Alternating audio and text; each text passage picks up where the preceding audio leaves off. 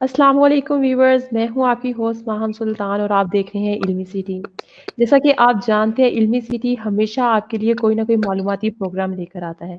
आज भी बिल्कुल इसी तरह का एक मालूमाती प्रोग्राम है। ना सिर्फ मालूमाती है बल्कि दिलचस्प भी है। यानी कि आप जानेंगे कि आप अपनी लिखाई से मुतल्लिक किस तरह अपनी पर्सनैलिटी को बेहतर बना सकते हैं। इसके लिए आज हमने जिस गेस्ट को दावत दी है अपने शो में, वो है समन असलम, जो कि पाकिस्तान की पहली खातून ग्राफोलॉजिस्ट और ग्राफोथेरेपिस्ट है। अस्सलाम वालेकुम समन, कैसी हैं आप? वालेकुम अस्सलाम। अल्हम्दुलिल्लाह ठीक। आप कैसी हैं? अल्हम्दुलिल्लाह बिल्कुल ठीक। जी बताइएगा, समन के ग्राफोलॉजी है क्या? इसका डिफाइन करें, क्योंकि बहुत सारे लोग यहाँ पे ऐसे होंगे मेरी तरह जिन्हें ग्राफोलॉजी का पता ही नहीं होगा, क्योंकि पाकिस्तान में ये नई फील्ड है, इसलिए ग्राफोलॉजी के मुतालिक बहुत ही कम लोग जानते होंगे। तो काइंडली आप इसे ज़रा बताइएगा कि इसके मुतालिक क्या है ये ग्राफोलॉजी? जी, मैं ये कहूँगी कि ग्राफोलॉजी इज़ अ स्टडी, एक इंसान की लिखाई की स्टडी है। उसके ऊपर इंसान की लिखाई से एक ग्राफोलॉजिस्ट उसके बारे में बहुत सी चीज़ें बता सकते हैं। दैट इंक्लूड्स इंसान की पर्सनैलिटी, उसका करंट स्टेट ऑफ माइंड, वो इमोशनल स्टेबल है या नहीं है, और कैरेक्टरिस्टिक्स, अगर वो कोई चीज़ फील कर रहा है तो किस वजह से फील कर रहा है, उसके पीछे क्या रीज़न है फील करने का, इस तरह अगर बिहेव कर रहा है तो वो क्यों बिहेव कर रहा है, वो सब चीज़ें पता चल सकती हैं। बेसिकली जो हमारी हैंड राइटिंग होती है वो इंसान का मिरर होता है। तो इंसान इंसान की हैंड राइटिंग से हम लोग उसके पूरे दिमाग को पढ़ सकते हैं, conscious and subconscious mind. Normally लोगों को लगता है कि उनको अपने बारे में हर चीज़ पता है, उनको अपने माइंड के बारे में हर चीज़ पता है, लेकिन एक हमारा कॉन्शियस माइंड होता है जो हम कॉन्शियसली जो कॉन्शियस होता है, एक सब कॉन्शियस होता है जो बैक हैंड पे होता है, जिसका हम लोगों को ज़्यादा अंदाजा नहीं होता। ग्राफोलॉजी जो है वो दोनों माइंड को पढ़ सकती है और आपको बता सकती है। जी। सही। तो आप बताइएगा कि आप इस फील्ड में किस तरह से आई, कि आपका इस फील्ड में कैसे इंटरेस्ट डेवलप हुआ, आपने कैसे स्टार्ट किया? क्योंकि ये पाकिस्तान में तो बिल्कुल न्यू फील्ड है। जैसे मैं तो अभी आपसे जानूंगी सारी चीजें क्या है ये, तो आपने कहाँ से इसके बारे में जाना? जी, ऐसा है कि मैं रहती सऊदी अरेबिया में हूँ, तो यहाँ पर ग्राफोलॉजिस्ट ज़्यादा नहीं है, बट एटलीस्ट हैं, लेकिन सभी इस अरबिक लैंग्वेज में सर्व करते हैं। तो जहाँ पे एक जगह मैं जॉब कर रही थी, तो वहाँ पर एक पूरी टीम आई थी, इट वाज अ स्कूल। तो वहाँ पे पूरी टीम आई थी ग्राफोलॉजिस्ट की, जिन्होंने स्टूडेंट्स, मैनेजमेंट, टीचर्स सबकी राइटिंग्स मंगवाई थी। उनको देखना था कि are they capable of teaching kids, या फिर management are they capable of doing this. तो पूरे एनालिसिस करने थे। तो वहाँ पे उन्होंने हमसे कहा था कि बिस्मिल्लाहिर्रहमानिर्रहीम लिख कर लाएं, क्योंकि it contains all the alphabets. तो वहाँ पे हमने फिर उन्होंने भी हमारे बारे में सिर्फ बिस्मिल्लाह से उन्होंने बिस्मिल्लाहिर्रहमानिर्रहीम से उन्होंने हमारे बारे में 5 6 7 चीज़ें बता दी थी, काफ़ी चीज़ें बताई थी। तो वो काफ़ी शॉकिंग था उस टाइम पे कि ऐसे कैसे हो सकता है। इसी उसके फिर इंटरेस्ट डेवलप हुआ, उसके बारे में रिसर्च करनी शुरू की। तो ऐसे करते करते फिर मुझे इसका इंटरेस्ट डेवलप हुआ, फिर मैंने फील्ड चूज कर ली अपने लिए। ठीक है, कितना जी। अरसा हो गया आपको इस फील्ड में? मैंने I was introduce to graphology in 2011। उसके बाद मुझे ओके। कुछ 2 साल आई बिलीव मुझे नहीं मिले थे, कोई भी चीज़ नहीं मिली थी, क्योंकि सऊदीया में सिर्फ अरबिक में होता है, तो अरबिक मेरी लैंग्वेज नहीं थी, ओके। मुझे इंग्लिश में चाहिए था। तो मैं वर्कशॉप्स लेती थी ग्राफोलॉजी से, बट मुझे ज़्यादा समझ नहीं आता, तो बस आप कह सकते हैं कि शौक पूरा करने जाती थी, क्योंकि आई ठीक हैड ठीक। नथिंग। उसके बाद फिर मुझे यूरोप में लंदन में एक यूनिवर्सिटी मिली थी, फिर वहाँ से मैंने पढ़ा है। उसके बाद मुझे आई बिलीव ऑलमोस्ट 3 साल से ज़्यादा ही हो गए हैं इसको प्रैक्टिस करते हुए, पढ़ाई ओके। कंप्लीट करके प्रैक्टिस करते हुए। जी। ठीक है। जैसे अभी आपने बात की कि हम इसमें माइंड माइंड को पढ़ते हैं, अपने माइंड के कॉन्शियस और सबकॉन्शियस की बात करते हैं। जी। तो क्या ये फील्ड साइकोलॉजी से रिलेटेड है या उससे सेपरेट है? क्योंकि हम इसमें भी माइंड की बात कर रहे हैं, आप सबकॉन्शियस की जी। बात कर रहे हैं, साइकोलॉजी में भी कुछ चीज़ें ऐसी ही होती हैं। जी बिल्कुल, मैं अक्सर अक्सर अपने इंटरव्यूज़ में यही कहती हूँ, साइकोलॉजी की एग्जांपल देती हूँ, वो सिर्फ इसीलिए क्योंकि लोगों को समझाना आसान हो जाता है, क्योंकि लैक ऑफ अवेयरनेस तो है हर जगह पर।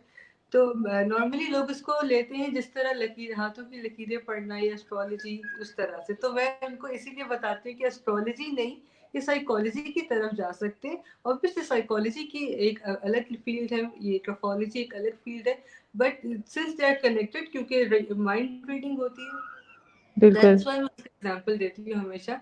और साइकोलॉजी में कुछ सेशन लगते हैं, इंसान से मुलाकात होती है, बहुत सारी चीज़ें होती हैं, तब आप रूट्स तक पहुंचते हैं। ग्राफोलॉजी में डिफरेंस दोनों में अगर कंपेयर किया जाए, वैसे तो कंपैरिजन बनता नहीं, पर इन केस अगर कंपेयर किया जाए तो ग्राफोलॉजी में सिर्फ आपको एक पेपर चाहिए होता है, राइटिंग चाहिए होती है, और आपको इंसान की पास्ट के बारे में और उसके रूट्स तक पता चल जाता है कि इंसान किस तरह का है। तो ये नहीं, सिर्फ एक आपको राइटिंग से आप एक इंसान के बारे में सब कुछ जान सकते हैं। जी बिल्कुल, और उस इंसान का वहाँ प्रेजेंट होना भी ज़रूरी नहीं होता, सिर्फ एक राइटिंग चाहिए होती है। और दैट्स अमेजिंग। नॉर्मली मेरे क्लाइंट्स जो होते हैं, मैं उनसे यही बोलती हूँ, फ्रेंड्स में मोस्टली होता है, अगर फ्रेंड्स राइटिंग भेजें, मैं यही बोलती हूँ कि मुझे नाम आइडेंटिटी ना बताना, मैं पहले चेक कर लूँ, उसके बाद बता देना किसकी राइटिंग थी। बिल्कुल ठीक है। अच्छा बताइएगा कि लोगों का रिएक्शन क्या होता है? क्योंकि अभी आप जैसे बता रहे हैं ग्राफ़ोलॉजी साइकोलॉजी से रिलेटेड हो सकती है, एस्ट्रोलॉजी से रिलेटेड नहीं है। तो लोगों का जी क्या रिएक्शन होता है जब आप उनको ग्राफ़ोलॉजी के बारे में बताती हैं? आ, लोगों का इतना खास अच्छा रिएक्शन नहीं होता क्योंकि नॉर्मली, क्योंकि लैक ऑफ अवेयरनेस है, तो लोग मुझे यही बताते हैं कि नहीं ये शिर्क हो सकता है, या फिर तुम राइटिंग से ऐसे कैसे पढ़ सकती हो, वो न्यूमरोलॉजी की तरफ भी चले जाते हैं लोग। तो मुझे समझाना पड़ता है कि ये साइकोलॉजी जैसी फील्ड है। तो बहुत कम होते हैं लोग जो वेलकमिंग होते हैं, लेकिन अब माशाल्लाह क्योंकि इंटरव्यूज हो रहे हैं, लोग बहुत बहुत ज़्यादा इंटरेस्ट ले रहे हैं माशाल्लाह। बट पहले जब इतनी अवेयरनेस नहीं थी, तब काफी क्रिटिसिज्म भी सुनने को मिला था। जी चलिए, यानी कि स्टार्ट में आपने क्रिटिसिज़्म भी फेस किया है और अब आप इंशाल्लाह कामयाबी की तरफ ही जाएँगी। इंशाल्लाह, आई थिंक क्रिटिसिज्म साथ साथ चलता रहेगा। और क्योंकि बिल्कुल स्टार्ट में तो किसी को, मेरी फैमिली को भी इतना आइडिया नहीं था, तो फिर मुझे मेरे फ्रेंड्स को भी, किसी को भी नहीं था, तो नॉर्मली लोग ज्यादातर ये बोलते थे कि यार तू कोई तो पागल बना रहा है, ऐसा कुछ नहीं होता, हमने तो कभी नहीं सुना, छोड़ इस चीज को। क्योंकि मैं कॉमर्स से इस फील्ड में आई थी, तो कॉमर्स की फील्ड छोड़ के इस फील्ड में आना, फिर जी, लोग मुझे कहते थे क्यों आप क्यों अपना वो पढ़ाई छोड़ के ऐसी चीज पर आ रही हो जिसका कोई वो नहीं है, नॉलेज नहीं यानी किसी कि को। टाइम वेस्ट कर रही हैं आप अपना, ऐसा भी सुनने को मिलता जी, होगा। टाइम वेस्ट, जी बिल्कुल। जी बिल्कुल। अच्छा बताइएगा समन के जब आपके क्लाइंट्स आते हैं और आप क्लाइंट्स को उनकी राइटिंग रिपोर्ट देती हैं, तो उनकी राइटिंग रिपोर्ट के बाद उनका रिएक्शन क्या होता है? क्योंकि बहुत सारी चीज़ें जो आप बताती होंगी और लगता होगा उन्हें कि ये किसी को भी नहीं पता, तो उनका क्या जी रिएक्शन होता है? जी, सबसे पहले इस क्वेश्चन के बाद मैं सबसे पहले अपना एक्सपीरियंस शेयर करना चाहूंगी। मेरा क्या एक्सपीरियंस था जब मैंने फर्स्ट टाइम मेरी राइटिंग एनालिसिस रिपोर्ट आई थी मेरी। मेरी प्रिंसिपल ने मेरी राइटिंग चेक की थी, और मेरी एक पढ़ाई के 1 साल बाद, तो ऑब्वियसली बहुत कुछ पढ़ लिया था, बिलीव तो बहुत ज्यादा था इस चीज पे, मेरी प्रिंसिपल चेक कर रही है, उनका एक्सपीरियंस भी बहुत ज्यादा था। जब मैंने वो रिपोर्ट पढ़ी थी, मुझे लगा कि नहीं, गलत हो गई, चेंज हो गई, मैं ऐसी हूँ ही नहीं। और मैं इतनी कंफ्यूज हो गई थी कि ऐसे कैसे हो सकता है, जो चीज इसमें है, जो चीज मेरे में है वो तो लिखी नहीं, जो नहीं है वो लिख दिए। तो मैंने उसको ना इग्नोर कर दिया। लेकिन ऑब्वियसली वो चीजें मेरे माइंड में थी, तो जैसे जैसे सिचुएशन आती रही मेरी लाइफ में, वैसे वैसे वो चीजें मुझे क्लिक की कि ये तो लिखा होता उसके अंदर। तो तब मुझे रियलाइज हुआ कि हर चीज इंसान को लगता है कि उसको सब पता है उसके बारे में, लेकिन नहीं होता, और बहुत चीजें जो है सबकॉन्शियस माइंड में होती है, और वो ग्राफोलॉजी से पता चल जाता है। तो जहाँ तक क्लास पर क्लाइंट्स की बात आती है, क्लाइंट्स ऐसे माशाल्लाह माशाल्लाह मेरे ख्याल से ऑलमोस्ट सभी एक्सेप्ट करते हैं इस फैक्ट को, सभी वो कहते हैं कि बिल्कुल सही कहा है। और जो कुछ चीजें होती हैं जो इंसान कहते हैं कि अच्छा ये 10 पॉइंट्स ठीक थे, ये 2 पॉइंट गलत है, तो उस पर मैं कुछ नहीं कहती, क्योंकि obviously I have been through that. मुझे पता होता है इंसान को फौरन से नहीं बिलीव करता वो। तो मैं उनसे सिर्फ इतना कहती हूँ कि just keep that in your mind, alert हो जाए आप इसलिए। अगर आपके साथ होता है तो ठीक है, अगर नहीं होता तो वेल एंड गुड। तो लेकिन सम आई टाइम वुड वो चीज़ें से, सब जी, जी, सम सॉरी, टाइम वो चीज़ें सबकॉन्शियस में होती हैं, इंसान को खुद भी नहीं पता होती। बिल्कुल बिल्कुल, जब तक मेरे साथ नहीं हुआ था तब तक मुझे होता था कि लोग कैसे एक्सेप्ट नहीं करते, शायद मेरे सामने नहीं करना चाहते। लेकिन जब मेरे साथ हुआ तब मुझे हुआ कि okay, there are so many things, जब इंसान को खुद का आइडिया भी नहीं होता, बट ग्राफोलॉजी से पता चल जाता है। ओके समझ।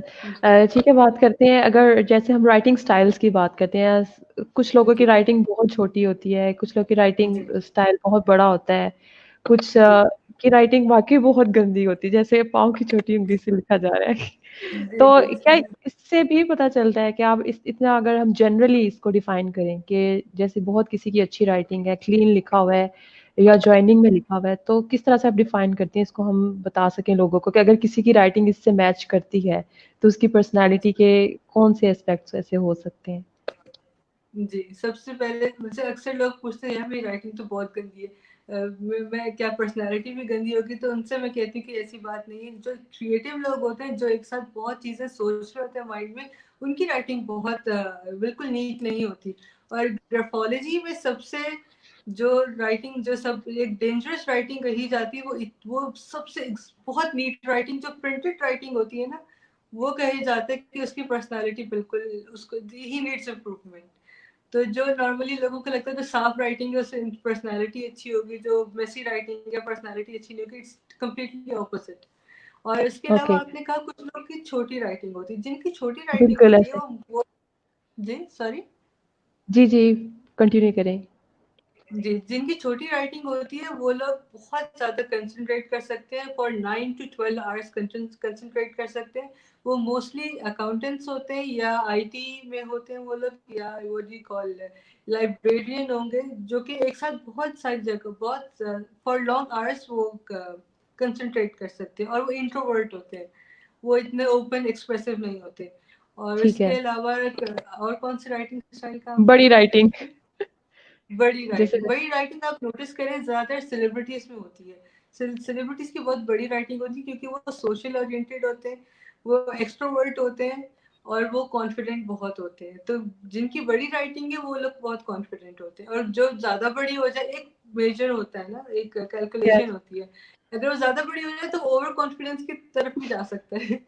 तो वो पूरा बैलेंस करना पड़ता ठीक है है, जी। बैलेंस करनी पड़ती है, ठीक है। जी अच्छा, अगर हम ग्राफ़ोलॉजी की बात करते हैं कि ग्राफ़ोलॉजी हमारे अगर मुल्क में बात करते हैं, तो ये किस-किस डिपार्टमेंट में सर्व कर सकती है? ये किस तरह से हमें हेल्पफुल हो सकती है? जी, ग्राफ़ोलॉजी मेरे ख़्याल से बहुत से डिपार्टमेंट्स में हो सकती है। I would start with education. Education department में बिल्कुल होनी चाहिए।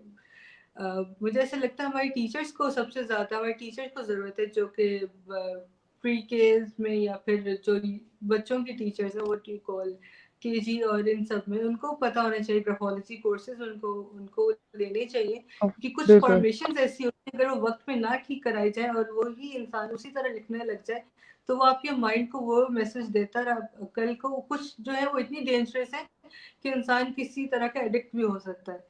तो मुझे ऐसा लगता है हमारे टीचर्स को बहुत ज़रूरत है कि सही फॉर्मेशन सिखाने की। उसके अलावा हम लोग रिक्रूटमेंट डिपार्टमेंट में आ सकते हैं।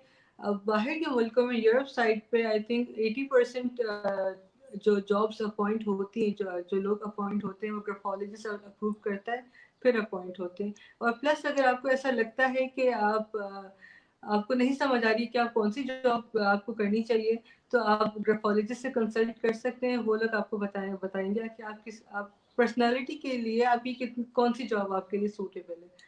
ठीक उसके है, अलावा I would say compatibility test करवाना चाहिए लोगों को, let it be business partners और लेट इट बी शादी अगर उन्होंने करनी है, तो any any kind of commitment they should get their compatibility check. कल को कोई नुकसान ना हो, इसलिए it's better to be safe than sorry.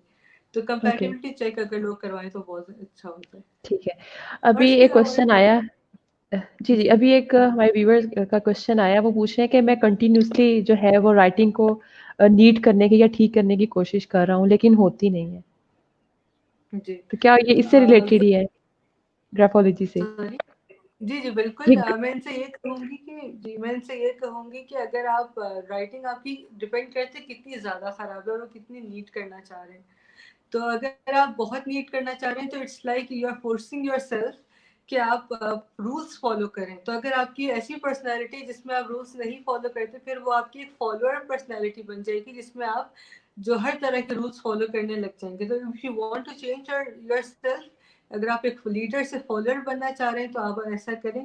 But I would से कि अगर आप मुझसे पर्सनली कंसल्ट कर लें, अगर आप अभी किसी तरह राइटिंग भेज सकते हैं, तब मैं ऑनलाइन भी बता सकती हूँ कि आपको कितनी नीट करने की ज़रूरत है। क्योंकि messy writing is not bad. मैं अक्सर लोगों से पूछते हैं, messy writing is not bad. मेरी अपनी राइटिंग में बहुत ही स्ट्रेट लिखती थी, बगैर लाइन, प्लेन पेपर पे मैं बहुत स्ट्रेट लिखती थी। वो लोग होते हैं जो बिल्कुल स्ट्रेट लाइन लिखते हैं, जिनको स्केल की भी जरूरत नहीं होती, बिल्कुल स्ट्रेट होती है। वो लोग होते हैं जो जिनसे सडन चेंज बर्दाश्त नहीं होता। वो ऐसे लोग होते हैं जो सडनली अगर कोई प्लान में चेंज आए तो दे वुड पैनिक और दे वुड डू समथिंग। तो जब मुझे पता चला, मैंने अपनी राइटिंग जो है वो थोड़ी मेसी कर ली, क्योंकि ऑब्वियसली मुझे फ्लेक्सिबल होना है। तो जो लोग बहुत स्ट्रेट लिखते हैं, बहुत नीट राइटिंग, बहुत रिजिड और बहुत इनफ्लेक्सिबल होते हैं। ठीक है। अभी ये मोहम्मद जी, सदीक है, पूछ रहे हैं राइटिंग अच्छी करने के लिए क्या किया जाए? फिर वही बात रिपीट हुई है। पर्सनालिटी अच्छी की जाए। मुझे तो अगर आप ग्राफोलॉजिस्ट से पूछेंगे, वो तो ये कहेगा आप अपनी पर्सनालिटी अच्छी करें, राइटिंग अपने आप अच्छी हो जाएगी। अगर आप नीट करना चाह रहे हैं तो आप I think you should go somewhere else. ये एक और क्वेश्चन है, कंपैटिबिलिटी चेक किस तरह से होता है? कंपैटिबिलिटी चेक ऐसे होता है कि सपोज दोनों बिजनेस पार्टनर्स की राइटिंग ली जाएगी, उनको कंपेयर किया जाएगा, क्योंकि हर इंसान की पर्सनैलिटी डिफरेंट होती है। कुछ लोग बिल्कुल, बहुत जल्दी में डिसीजन लेते हैं, कुछ लोग थोड़ा सा आराम से लेते हैं। इस तरह की बहुत सी चीजें होती है। अगर आप इस तरह के दो डिफरेंट लोग साथ जॉब करें तो उनके लिए बहुत मुश्किल हो जाएगा देर तक चलना, फॉर लॉन्ग टर्म उनके लिए मुश्किल हो जाएगा। तो इट्स बेटर कि बिल्कुल। आप कंपेरिटिव चेक करवा लें। एनर्जी लोगों की मैच करनी चाहिए, और भी बहुत सी चीजें मैच करनी चाहिए। तो इस तरह होती है कंपैटिबिलिटी अ, चेक। जी। सुमेरा है, पूछिए how can we use graphology in our lives? ये पूछिए हम अपनी जिंदगी में किस तरह इस्तेमाल सकते हैं। सेकंड क्वेश्चन का आंसर आपका सुमेरा दे दिया है समन ने, कि like which departments can use this to help और सो, यानी कि एजुकेशन में उन्होंने टीचिंग से रिलेटेड बताया है कि टीचर्स को सबसे पहले देनी चाहिए। इन्हें आप और बताएं कि हम डेली बेसिस पे अपनी डेली लाइफ में किस तरह से इसको यूज कर सकते हैं, ग्राफोलॉजी को। डेली लाइफ में आप ऐसे यूज कर सकते हैं कि सबसे पहले अगर आपको ग्राफोलॉजी में इंटरेस्ट है, अगर आपको उसका नॉलेज है, तो आपको ग्राफोथेरेपी का भी होगा। तो ग्राफोथेरेपी इज ग्राफोलॉजी में आपको पता चल जाता है कि ये कुछ कुछ चीजें आपने चेंज करनी है अपनी राइटिंग में। ग्राफोथेरेपी इज समथिंग जो उस चीज की थेरेपी करता है, उसको ठीक करता है। तो अगर आपको ग्राफोलॉजी का इंटरेस्ट है तो आपको ग्राफोथेरेपी का भी पता होगा। एंड ग्राफोथेरेपी जो है, उससे आप रोज अपने माइंड को रिलैक्स कर सकते हैं। अगर आप अपनी हेल्थ की उससे आप ग्राफोथेरेपी को यूज कर सकते हैं। एंड ग्राफोलॉजी अगर आपने बेसिक कोर्स लिया है, अगर आपको कुछ फैक्ट्स का पता है, तो मैं ये कहूँगी मुझे सबसे ज्यादा काम फायदा जो होता था वो इंटरव्यूज में आता था। मैं जब भी इंटरव्यूज देने जाती थी, मुझे मतलब अक्सर लोगों की या तो राइटिंग पढ़ी होती, या तो वो लिख रहे होते हैं साथ साथ आपके पॉइंट्स जो होते हैं। तो मुझे आइडिया हो जाता था कि अच्छा, ये इंसान जो है इस इम्प्रेस हो रहा है, इसकी कैसी पर्सनालिटी है, मैं उसको उस तरह से डील करती थी। और प्लस आपका अगर आप मैरिड हैं, आपके बच्चे हैं, तो आपको अपने बच्चों की राइटिंग पे भी चेक रखना चाहिए कि अगर वो उनकी सही राइटिंग है या नहीं। सो इन अगर आपको ग्राफोलॉजी का पता है, तो आपके आसपास कुछ भी है, आपको सबकी राइटिंग का पता होगा, दूसरे इंसान को समझना आसान होगा आपके लिए। आई जितने होप। व्यूवर्स हमें देख रहे हैं उन सबको बताते चले, आज हमारे साथ समन असलम मौजूद हैं, जो पाकिस्तान की पहली खातून और पहली ग्राफोलॉजिस्ट हैं। और आप इनसे क्वेश्चन पूछ सकते हैं अपनी राइटिंग से रिलेटेड, आपकी राइटिंग किस तरह की है उससे रिलेटेड आप इनसे क्वेश्चन पूछ सकते हैं। समय बताइएगा कि पाकिस्तान का ग्राफोलॉजी और ग्राफोथेरेपी का क्या स्कोप है? ऑनेस्टली अभी तो बिल्कुल नहीं है। इन फ्यूचर इंशाल्लाह I am working on so many इंशाल्लाह। प्रोजेक्ट्स, इंशाल्लाह आगे होगा। अभी फिलहाल जैसे कि आपने अभी बताया कि पहली ग्राफोलॉजिस्ट फीमेल में हूँ, तो इतना स्कोप नहीं है। But I would like to spread the word. मैं चाहूंगी कि लोगों को इसका नॉलेज हो, उनको पता हो कि ये चीज़ कितनी फायदेमंद है, और वो इसको यूज करें। तो दिस इज माई मेरा एम यही है कि मैं लोगों को सब बताऊं कि ये दिस इज वेरी हेल्पफुल। और इंशाल्लाह आगे इन फ्यूचर हम लोग इसको यूज करें। अभी फिलहाल तो नहीं है। ठीक है। अच्छा बताइएगा समन, ग्राफोलॉजी जो हमारी यूथ है या हमारे जो बच्चे हैं उनके लिए किस तरह से ये काम कर सकती है? अगर हम लोग एजुकेशनल इंस्टीट्यूट्स की बात करते हैं तो वहाँ पे ये किस तरह से वर्क करेगी? पहले हमने टीचर्स की बात की, अगर अब हम स्टूडेंट्स की बात करें तो उनके लिए किस तरह से ये जी काम करेगी? जी, अगर स्टूडेंट्स को हम लोग कुछ जो कुछ फॉर्मेशन से कुछ इस तरह की चीज़ें बता दें, कुछ फैक्ट्स बता दें ग्राफोलॉजी के से रिलेटेड, तो उनको आइडिया होगा। अगर वो अपनी राइटिंग में कुछ भी चेंज कर देखें अपनी राइटिंग में, they would immediately be alert, और वो अपनी वो ग्राफोलॉजिस्ट को कंसल्ट कर सकते हैं, या वो अपनी राइटिंग में भी चेक कर सकते हैं। सिर्फ ये नहीं, बच्चों के लिए इतनी, मैं बड़ों के लिए इसलिए कहूँगी कि ज़रूरी है, क्योंकि खुदा ना खास्ता अगर कोई सेक्सुअली अब्यूज़ हो रहा है, या कोई मेंटली अब्यूज़ हो रहा है, या किसी तरह के और तरह के मेंटल ट्रॉमा में है, बड़ों को वो चीज़ पता चल जाएगी। तो इसलिए आई वुड से टीचर्स और मदर्स को बहुत ज़रूरी है ग्राफोलॉजी पढ़ना। बच्चों को अगर फैक्ट्स बताए जाएँ तो उनके लिए इसलिए आसान होगा कि वो अपने आप को समझेंगे, अपने आसपास के लोगों को समझेंगे। जी। ठीक है। और आपने आई थिंक यूथ की बात की थी। जी, यूथ की, आपने हाँ। यूथ की बात की थी। जी, यूथ का भी मैं यही कहूँगी, अगर आपको बेसिक ग्राफोलॉजी आती होगी तो आपके लिए अपने आप को समझना आसान होगा, अपने टीचर्स को समझना आसान होगा, और अपने क्लासमेट्स से कलीग्स व्हाटएवर उनको समझना बहुत आसान होगा आपके लिए। अच्छा, ये तलाशे हक है, इनका नाम पता नहीं क्या है। आई राइट इन कर्सिव जब टाइम ज़्यादा हो और पीसफुली बैठी हूँ, पर जब टाइम लिमिट हो और जल्दी टास्क करना हो तो मैं स्क्रिबल करती हूँ। How would you analyse my personality? यानी कि डुअल राइटिंग है इनकी। जी। जब इंसान जल्दी में होता है तो हर इंसान तेजी में लिखता है, और graphologist can make it figure it out कि वो जल्दी में लिखा हुआ है या काम पर्सनालिटी में लिखा हुआ है। अगर हमारे पास कोई सैंपल ऐसा आता है जो कि बहुत जल्दी जल्दी लिखा होता है, मुझे रिजेक्ट करके वापस भेज देते हैं, क्योंकि हमें ये होता है कि आप खुद से बैठ के लिखें, अपने माइंड से लिखें। और उसके अलावा हर इंसान की ऐसी होता है, अगर वो जल्दी में होता है राइटिंग डिफरेंट होती है, जब काम होता है, जब आराम से बैठा होता है तो राइटिंग डिफरेंट होती है। इट्स नॉट लाइक कि आपका 100% डिफरेंस आ जाता है, बहुत सी चीज़ें वहीं पर रहती हैं, बट इट्स बेटर कि आपकी काम पर्सनैलिटी, काम वाली राइटिंग हमारे पास हो, क्योंकि जल्दी में तो इंसान बहुत, उसका माइंड बहुत तेज चल रहा होता है, तो वो डिफरेंट चीज़ें आ जाती हैं उसके अंदर। ठीक। अभी हमारे पास एक क्वेश्चन आया है कि ग्राफोथेरेपी क्या है? आप दोबारा से एक दफ़ा एलैबोरेट कर दें, क्योंकि हो सकता है हमारी न्यू व्यूअर हो, उन्होंने दोबारा से जॉइन किया हो। तो आप उन्हें बता जी दें कि ग्राफोथेरेपी क्या है? जी। सो जैसे कि मैंने बताया, ग्राफोलॉजी जो है आपके पर्सनालिटी को पढ़ती है। अगर उसके अंदर आपको कोई चीज़ चेंज करनी है, उसका जो सेकंड स्टेप होता है, उसको किस तरह क्योर करना है, वो है ग्राफोथेरेपी। अब ग्राफोथेरेपी इज समथिंग, इंसान की राइटिंग से आपके माइंड को मैसेज दिया जाता है, माइंड को ट्रेन किया जाता है कि it is called reverse mechanism. आपके माइंड को ट्रेन किया जाता है कि वो चीज़ अपने माइंड, आपकी राइटिंग के थ्रू आपके माइंड को चेंज करने वाली बात है, या किसी आदत को चेंज करने वाली बात है। नॉट ओनली कि अगर आपके अंदर कोई प्रॉब्लम है आप सिर्फ तभी ग्राफोथेरेपी लें, आप सेल्फ डेवलपमेंट के लिए भी ग्राफोथेरेपी ले सकते हैं। मैंने अपनी पर्सनली बहुत ज़्यादा, मुझे ग्राफोथेरेपी ने हेल्प किया है। फॉर एग्जाम्पल, मैं रोज़ सुबह उठती हूँ, ऑब्वियसली जो इंसान उठता है उसके बहुत ज़्यादा थॉट्स होते हैं, बहुत ज़्यादा प्लानिंग की होती है, आइडियाज़ होते हैं। उसको मैं बैठ के पहले सॉर्ट करती हूँ, एक पर्टिकुलर फॉर्मेशन है जिससे मैं उसको पूरा सॉर्ट करती हूँ, उसको लिखती हूँ। 10 मिनट का ये मेरी थेरेपी होती है। उसके बाद मैं अपना दिन स्टार्ट करती हूँ, क्योंकि मुझे काम होना है, मुझे पैनिक नहीं करना। और ये एनजाइटी को भी, एनजाइटी, डिप्रेशन, इस तरह की हर चीज़ को इसको क्योर कर सकता है। जी। मैं अपने व्यूअर्स को दोबारा बताती चलूँ, हमारे साथ इस वक़्त समन असलम है, जो पाकिस्तान की पहली खातून ग्राफ़ोलॉजिस्ट हैं। और ग्राफ़ोलॉजी जो फ़ील्ड है, ये आपकी लिखाई से रिलेटेड है, जो आप नॉर्मल रूटीन में लिखते हैं, आप आपकी लिखाई से आपकी पर्सनैलिटी में क्या जो चीज़ें हैं, जो चेंज होनी चाहिए, जो नेगेटिव हैं, और जो क्या चीज़ें जो पॉज़िटिव हैं। तो अब हम इनसे मज़ीद बात करते हैं।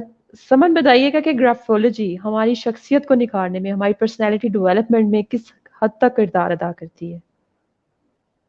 आई वुड से, क्योंकि मेरा बिलीव बहुत ज़्यादा, आई वुड से 100%। अगर आपकी कोई पर्सनालिटी है, फॉर एग्जांपल अगर आप शॉर्ट टेम्पर्ड हैं, आप ग्राफोथेरेपी के थ्रू अपने आप को काम कर सकते हैं। अगर आपको खुदा न खासा एंजाइटी या डिप्रेशन है, आप उसको ठीक कर सकते हैं। नॉट ओनली दिस, अब बहुत सी चीज़ें पता चल सकती हैं मेंटल हेल्थ के लिए।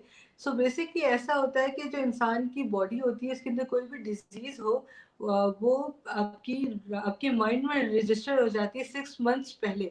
तो आपकी राइटिंग शो होना शुरू हो जाती है। तो राइटिंग में सिर्फ पर्सनालिटी नहीं, कुछ मेंटल, कुछ हेल्थ जो होती है प्रॉब्लम्स, वो भी पता चल जाती है। ट्यूमर पता चल सकता है राइटिंग से, हार्मोनल इम्बैलेंसेस पता चल सकते हैं। That's great. बहुत डिहाइड्रेटेड सही बॉडी से। जो होती है जी वो भी बात सही है। इस पे अभी रिसर्च जारी है। इसको अभी हम ये नहीं कहेंगे कि हर चीज़ पता चल सकती है, बट बहुत सी चीज़ें पता चल सकती हैं।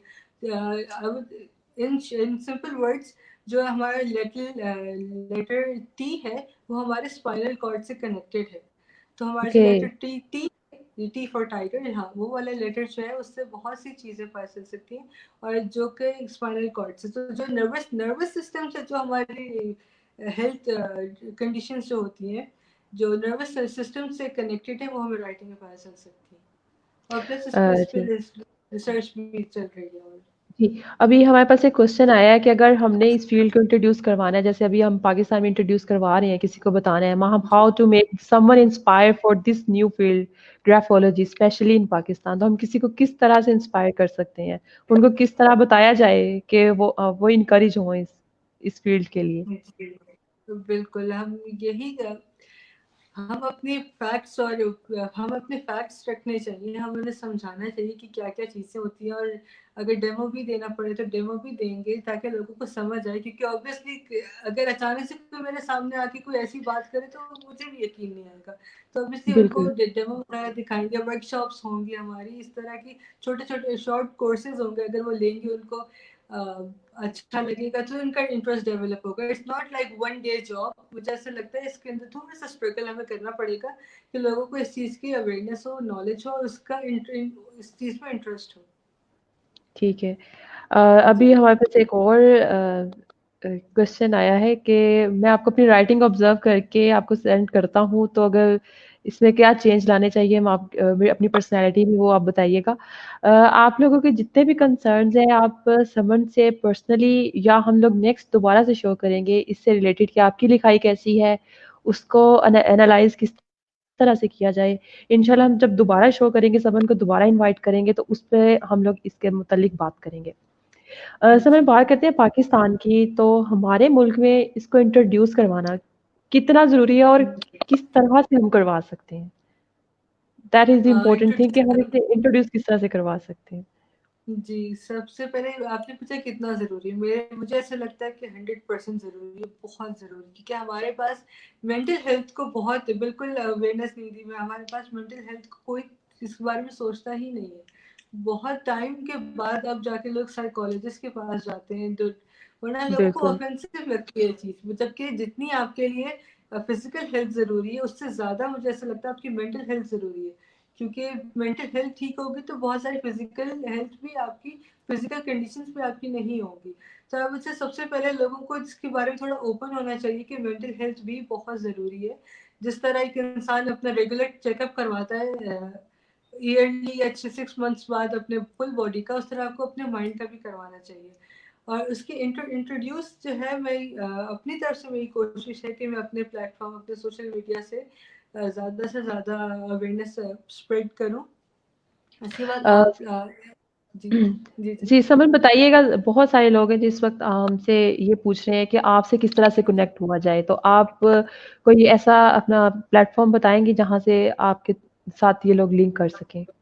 जी, बिल्कुल, अगर आप गूगल पे सर्च करते हैं ग्राफोलॉजिस्ट समन असलम, आपको मेरे सारे सोशल मीडिया वहाँ पे मिल जाएँगे। आप कहीं से भी मुझे कॉन्टैक्ट कर सकते हैं। Facebook, Instagram, Twitter, Pinterest, whatever. आप बस गूगल सर्च कर लें मेरा नाम, आपके लिए सारी चीज़ें वहाँ पे अवेलेबल होंगी। जी, समन असलम लिखना है सिर्फ़ आपको और उसके बाद आपके पास हर चीज़ मौजूद होगी। ग्राफोलॉजिस्ट तैम समन असलम लिखना है। जी, ग्राफ़ोलॉजिस्ट समन असलम, जी। तैमूर जी। खान है, can you please differentiate between graphology and graph analysis? It's simple graph and ठीक है। ग्राफ एनालिसिस आई बिलीव ये ग्राफ्स से रिलेटेड है, क्योंकि यस, इट्स अ मेरी ग्राफ, फील्ड लाइक ये तो किसी भी चीज़ का ग्राफ हो सकता है। अगर हम किसी फिगर की बात करते हैं, पॉपुलेशन से रिलेटेड है, दैट विल बी जी, ग्राफ। जी। यानी कि हम सिर्फ़ ग्राफ नहीं, को नहीं, एनालाइज़ करें, लेकिन जो ग्राफ़ोलॉजी है वो डिफरेंट है। जी, हमारे वो पास क्वेश्चन ये आया था ना? जी, ग्राफ एनालिसिस और ग्राफ़ोलॉजी, इट्स जी, डिफरेंट। नॉर्मली बहुत से लोग पूछते हैं कि ग्राफ्स के बारे में क्यों पढ़ रही हो आप? तो graphology is basically, graph word आया है इटली से। Italy, ology is called a study, study को ओलॉजी कहते हैं। ग्राफ जो जी, वर्ड है बिल्कुल। वो इटालियन लैंग्वेज में उसे राइटिंग को कहते हैं graph, that this is why it is called graphology. और ये बहुत पुरानी स्टडीज है, it's not like something new. ये 3000 साल से ज्यादा पुरानी स्टडी है, एंड मैंने पढ़ा है कि फेरो के जमाने में, मतलब फेरौन के जमाने में भी इसको यूज किया जाता था। जी। ऐसे समन हमें बताइएगा कि ग्राफोलॉजिस्ट के पास हमें जाना हमारा इतना ज़रूरी क्यों है और इसकी थेरेपी लेना हमारे लिए ज़रूरी क्यों है? यानी कि हर मैं इंसान सबसे को पहले जाना चाहिए या सिर्फ़ कुछ लोग हैं जिनको जाना चाहिए? जी, मैं सबसे पहले यही कहूँगी कि सिर्फ़ इसलिए नहीं कि अगर आपको कोई मेंटल स्ट्रेस हो रहा है या आपको मेंटल हेल्थ के लिए आप जाएँ, ये ऐसा बिल्कुल नहीं है। आप वैसे भी रेगुलर चेकअप के लिए जा सकते हैं। बहुत सी चीज़ें इंसान के अंदर होती हैं, उसको नहीं पता होता। अगर एक ग्राफ़ोलॉजिस्ट उसको बताए तो वो उसको एनहांस कर सकता है। और उसके लिए जाना इतनी ज़रूरी इसलिए क्योंकि आपकी मेंटल हेल्थ बहुत ज़रूरी है। आपकी, आपके बच्चों की, ख़ासकर छोटे बच्चों की, क्योंकि वो लोग अपनी बात नहीं समझा सकते। तो खासकर छोटे बच्चों की मेंटल हेल्थ बहुत ज़रूरी है, तो चाइल्ड ग्राफोलॉजी जो है वो बहुत ज़्यादा ज़रूरी है। उसके अलावा एक और ब्रांच है इसकी, that is called forensic graphology. Forensic में आपको आइडिया तो होगा, आपको ये थोड़ा सा उससे रिलेटेड है, क्रिमिनोलॉजी से रिलेटेड होगा ये।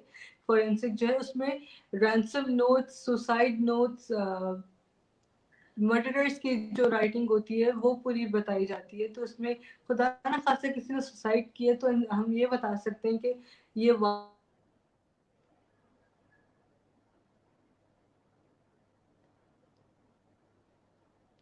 व्यूअर्स अभी हमारे साथ समन असलम है जो हमें ग्राफोलॉजी के मुतालिक बता रही हैं। ग्राफोलॉजी क्या है, यानी आप अपनी लिखाई से किस तरह से अपनी पर्सनैलिटी को चेंज कर सकते हैं। अगर पर्सनैलिटी में कोई नेगेटिव थिंग्स हैं, आप उनको किस तरह से ओमिट कर सकते हैं या पॉजिटिव चेंजेस किस तरह से ला सकते हैं। अभी थोड़ा इंटरनेट का प्रॉब्लम हो गया है, हमारे हमसे डिस्कनेक्ट हो गई हैं। अगर तो वो दोबारा हमें जॉइन कर लेती हैं तो हम दोबारा बात करते हैं उनसे। अदरवाइज़ इंशाल्लाह नेक्स्ट हमारे हमारे साथ इनका दोबारा सेशन होगा। आप अपने जो रिमेनिंग क्वेश्चंस हैं उसमें कर लीजिएगा। तब तक के लिए आप हमारे इस शो को देखिए और दोबारा से रीच आउट कीजिए कि कौन-सी ऐसी चीज़ें हैं जो आपके अंदर मौजूद हैं, कौन-सी नहीं है और आप इस शो से किस तरह से हेल्प ले सकते हैं। जी समन हमारे साथ दोबारा आ गई हैं। जी समन, जी, जी कंटिन्यू मैं करें। बात हमें कर लगा आप चली गई हैं। नहीं, वो कनेक्टिविटी इशू है। मैं ये जी। बता रही थी कि फॉरेंसिक ग्राफोलॉजी की बात हो रही थी, तो अगर खुदा ना खासा कोई सुसाइड नोट आता है हमारे पास, तो हम ये बता सकते हैं कि किसी ने प्रेशराइज किया है या किसी ने, या वो खुद डिप्रेस थे। और प्लस कुछ लोगों में क्रिमिनल ट्रेट्स होते हैं जो कि हम चलते हमारे हमारी तरह आम चलते फिरते हैं, लेकिन हमें पता नहीं होता कि कल को ये इतने वायलेंट हो जाएंगे कि ये किसी को मार भी सकते हैं। तो ग्राफोलॉजी से वो भी पता चलता ठीक है। है। So thank you so much Saman. It was really healthy talk. यानी कि बहुत सारे लोगों को इस फील्ड का पता नहीं था, इंक्लूडिंग मी। हम लोगों ने बहुत कुछ आपसे जाना है। इंशाल्लाह दोबारा आपको किसी और टाइम पे शो में इनवाइट करेंगे और मज़ीद आपसे मालूमात लेंगे। जितने लोग चाहते हैं कि वो समन से कांटेक्ट करें, समन असलम से, तो काइंडली आप गूगल भी कर सकते हैं या फेसबुक पे या इंस्टाग्राम या ट्विटर पे, कहीं भी आप ग्राफोलॉजिस्ट समन असलम लिखेंगे तो आपको आपका समन असलम से कांटेक्ट हो जाएगा। जी, समन असलम, लास्ट में कोई आपके वर्ड्स हों जो आप कहना चाहें सारे व्यूवर्स को? जी, बिल्कुल, मैं यही कहूँगी मेंटल हेल्थ के से रिलेटेड, मैं यही कहूँगी कि अपनी मेंटल हेल्थ को उतनी इम्पोर्टेंस दें जितनी आप अपनी फिजिकल हेल्थ को देते हैं। और अगर आपको ऐसा लगता है कि आपको कंसल्ट करना चाहिए कोई साइकोलॉजिस्ट या ग्राफोलॉजिस्ट, कोई भी मेंटल हेल्थ से रिलेटेड, आप जो है उनसे कंसल्ट करें। उसके अलावा जो सिचुएशन आजकल चल रही है, मैं उनसे ये कहूँगी कि नॉर्मली लोग कोविड को इतना बिलीव नहीं कर रहे उस पर, but I would say that it's better to stay home and stay safe. Better to be safe than sorry later on. जी, thank you so much Saman. आपका हमारे शो में आने का बहुत-बहुत शुक्रिया। आपने अपना इतना कीमती वक़्त हमें दिया। Thank you so much. जो लोग भी कांटेक्ट करना चाहते हैं, मैं दोबारा रिपीट कर रही हूँ कि आप यूट्यूब नहीं, गूगल पे, इंस्टा या ट्विटर पे कहीं भी ग्राफोलॉजिस्ट समन असलम लिखेंगे तो आपको समन असलम का अकाउंट मिल जाएगा और आप उनसे पर्सनली कांटेक्ट कर सकते हैं। इंशाल्लाह दोबारा आपके साथ हाज़िर होंगे किसी नए प्रोग्राम में दिलचस्प मालूमात के साथ। तब तक के लिए thank अल्लाह हाफ़िज़। thank you so much for having me. अल्लाह हाफ़िज़। I love